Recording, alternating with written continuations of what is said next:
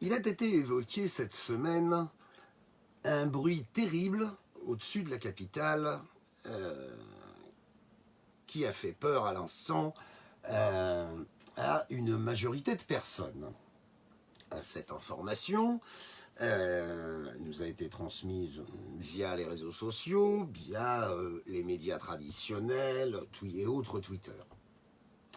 L'explication est venue aussi quasiment rapidement que l'information de base.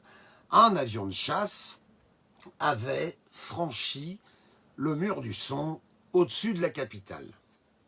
Événement, non-événement, peu importe. En tout cas, l'explication indiscutable et irréfutable fournie était la bonne, puisque cet avion a bel et bien franchi le mur du son au-dessus de la capitale.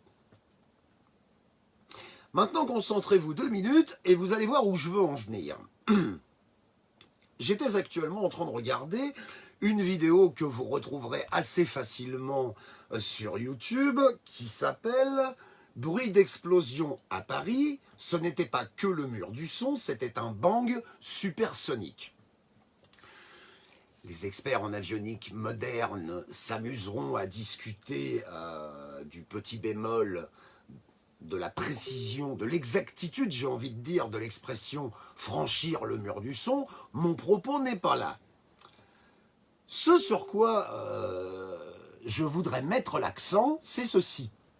La personne qui explique cette subtilité du mur du son dans la vidéo, c'est un monsieur qui s'appelle François Coulouvrat, qui est directeur de recherche au CNRS et spécialiste du bang supersonique. Donc on comprend tout de suite que ce n'est pas Marcel Mouchinboeuf, artisan peintre au coin de la rue qui tourne, qui est en train de nous parler du phénomène du bang supersonique. Et cet homme-là, comme la plupart des spécialistes de l'aviation, j'en suis sûr, ou comme tout un chacun dans une expression commune, parle à chaque fois d'un avion qui a franchi le mur du son.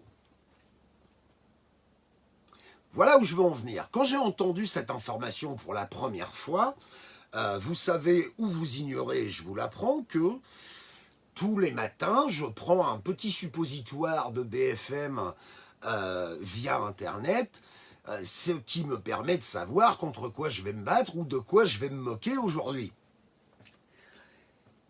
Et quand j'ai entendu cette information, tous les journalistes qui en ont parlé, y compris la voix off qui décrit les images qui sont diffusées, parlaient d'un avion qui a brisé le mur du son.